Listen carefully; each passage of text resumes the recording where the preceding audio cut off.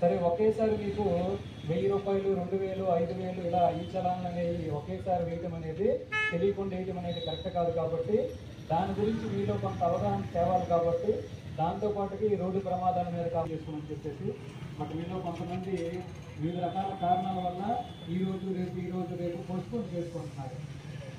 కాకపోతే గుర్తుపెట్టుకోండి, ఈ రోడ్డు ప్రమాదాల మీద అలాగే ట్రాఫిక్ సంబంధించిన సమస్యల మీద అవగాహన కార్యక్రమం అనేది పెట్టడం జరిగింది. మనకి ప్రతిరోజు కూడా ఈ రోడ్డు ప్రమాదాలు అనేవి చాలా ఎక్కువగా జరుగుతున్నాయి. అలాగే ట్రాఫిక్ సమస్యలు కూడా ఎక్కువ అవుతున్నాయి.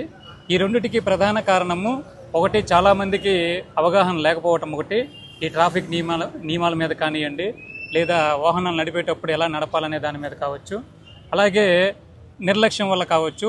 ఈ రెండు కారణాల వల్లే మనకి ఎక్కువగా ప్రమాదాలు జరిగి మనుషులు చాలామంది ప్రాణాలు కోల్పోవడం జరుగుతుంది. అలాగే కొంతమంది గాయాల పాలవడం జరుగుతుంది. దాన్ని ఉద్దేశించే ఈరోజు ఇక్కడ ఈ యొక్క కార్యక్రమం అనేది పెట్టడం జరిగింది. ముఖ్యంగా ఆటో డ్రైవర్లకి ఈరోజు ఈ యొక్క అవగాహన కార్యక్రమం పెట్టడం జరిగింది. మనకి ఈ నర్సరావుపేట పట్టణంలో సుమారుగా 5000 నుంచి 6000 ఆటోలు ఉన్నాయి. అందరూ కూడా ఈ యొక్క కొంతమంది అవగాహన కార్యక్రమంకి వచ్చారు. అన్ని సెంటర్లో కూడా మేము యొక్క అవగాహన కార్యక్రమాలను పెట్టడం జరుగుతుంది. ప్రతి సెంటర్లో కూడా అందరికీ కూడా ఈ ట్రాఫిక్ సంబంధించి ఏవైతే నియమాలు ఉంటాయో అవి పాటించమని చెప్తున్నాము. ముఖ్యంగా ఈ యొక్క యూనిఫామ్, అందరూ కూడా యూనిఫామ్ వేసుకోవడం కావచ్చు, లేదనుకుంటే ట్రాఫిక్ నియమాలు అయినటువంటి తక్కువ మంది, ఆటో కంటే 4 కంటే ఎక్కువ మంది ఎక్కించుకోకూడదు. లిమిటెడ్ ప్యాసింజర్స్ వాళ్ళకి ఎంతమంది అయితే ఆటోలో ఎక్కించుకోవాలో దాని గురించి చెప్పడం జరిగింది. అలాగే ఓవర్ స్పీడ్ వెళ్లకుండా లిమిటెడ్ స్పీడ్తో, పట్టణంలో టౌన్లో వచ్చేటప్పుడు లిమిటెడ్ స్పీడ్తో ఉండాలి. ఆ స్పీడ్తో వెళ్ళటం కానీ, అలాగే ఇంటి దగ్గర నుంచి బయటకు వచ్చిన తర్వాత రోడ్డు మీద ఎంత స్పీడ్ అనేది వాళ్ళకి అవగాహన ఉంటుంది. ఆ స్పీడ్తోనే వెళ్ళమని చెప్పడం జరిగింది.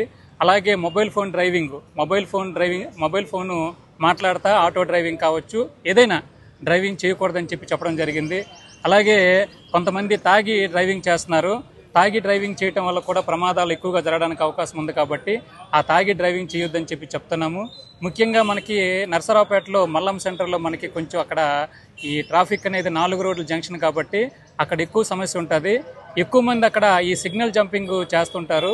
అంటే సిగ్నల్ పడకుండానే ముందుకు రావటం కానీ, లేకపోతే అక్కడ రాంగ్ రూట్లో రావటం కానీ ఇలాంటివి చేస్తుంటారు. సో వాటి మీద కూడా అలాంటివి చేయొద్దని చెప్పడం జరిగింది. అలాగే ఈ ఆటో డ్రైవర్లందరికీ కూడా మా పోలీసు వారి తరపు నుంచి ఒక విజ్ఞప్తి చేస్తాను. దయచేసి మీరు మీ ఆటోల్లో ఈ ఏదైతే పొలాలకి పనులు వెళ్తారో కూలీల్ని ఎక్కువ మందిని తీసుకొని పోతున్నారు. మనకు ఒక ఆటోలో 4గురికి మించి ఎక్కువగా పెట్టడానికి లేదు. కానీ కొంతమంది, అందరూ కాదు, కొంతమంది సుమారుగా 20 నుంచి 25 మందిని ఆటోలో ఎక్కించుకొని పోతున్నారు. అంతమందిని ఎక్కించుకొని పోవటం వల్ల ఆటోమేటిక్గా ప్రమాదాలు అనేవి ఎక్కువగా జరగడానికి అవకాశం ఉంటుంది. దానివల్ల ప్రాణాలు కూడా కోల్పోవడం అనేది జరుగుతుంటుంది. సో దాని గురించి కూడా ఈరోజు ఇక్కడ మేము మాట్లాడడం జరిగింది, అలా చేయొద్దని చెప్పేసి. అంతేకాకుండా మనకి ఈ కొత్తగా ఈ యొక్క ట్రాఫిక్ నిబంధనలకు సంబంధించి రోడ్డు ప్రమాదాలను నివారించే నిమిత్తము, అలాగే ట్రాఫిక్ సమస్యల్ని నివారించే నిమిత్తము మనకి చలానాలు, అంటే ఏదైతే ట్రాఫిక్ ఉల్లంఘన సంబంధించి ఫైన్లు ఉన్నాయో అవి కొత్తగా మనకి మార్చి 1 నుంచి అమల్లోకి వచ్చాయి. అవన్నీ కూడా చాలా ఎక్కువ మోతాదులో ఉన్నాయి. అంటే ఫర్ ఎగ్జాంపుల్ ఇప్పుడు ఆటో డ్రైవర్లు యూనిఫామ్ వేసుకోకపోతే 1000 రూపాయలు ఉంది. అలాగే కరెక్ట్గా పార్కింగ్లో పెట్టుకోకపోతే 1000 రూపాయలు ఉంది. లైసెన్స్ లేకపోతే మనకి 5000 వరకు ఫైన్ ఉంది. ఇలాంటి వాటి మీద కూడా వాళ్ళకి ముందుగా అవగాహన కల్పించాలి. కాబట్టి వాటి గురించి కూడా ఈరోజు మేము చెప్పడం జరిగింది.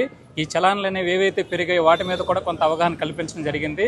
ఇక్కడ కోట సెంటర్లోనే కాదు, టౌన్ మొత్తం మీద కూడా మేము ఈ అవగాహన కార్యక్రమాలు అనేవి మా గౌరవ ఎస్పీ గారి యొక్క ఆదేశాల మేరకు నిర్వహించడం జరుగుతుంది. ఈ ఒక్కదాని మీదే కాదు, మనకి డ్రగ్స్ మీద కావచ్చు, లేకపోతే మహిళల మీద జరిగే నేరాల మీద కావచ్చు, ప్రతి ఒక్కదాని మీద కూడా ఈ నర్సరావుపేట పోలీసు, పల్నాడు జిల్లా పోలీసు అవగాహన కార్యక్రమాలను నిర్వహిస్తున్నారు. దయచేసి ప్రజలందరూ కూడా గమనించండి, ట్రాఫిక్ రూల్స్ అనేవి పాటించండి, రోడ్డు ప్రమాదాల బారిన పడకుండా ఉండండి. అలా చేయటం వల్ల మనకి మన కుటుంబం బాగుంటుంది, మీరు బాగుంటారు. అలాగే టౌన్లో ట్రాఫిక్ రూల్స్ పాటిస్తే ట్రాఫిక్ ఇబ్బంది లేకుండా మీరు అనుకునే గమ్యస్థానానికి మీరు సులభంగా చేరుకోవడానికి అవకాశం ఉంటుంది. కాబట్టి అందరికీ మరొకసారి మా యొక్క పోలీసు వారి వైపు నుంచి విజ్ఞప్తి ఏంటంటే ట్రాఫిక్ రూల్స్ పాటించండి, రోడ్డు ప్రమాదాలు బారిన పడకుండా ఉండండి. Thank you.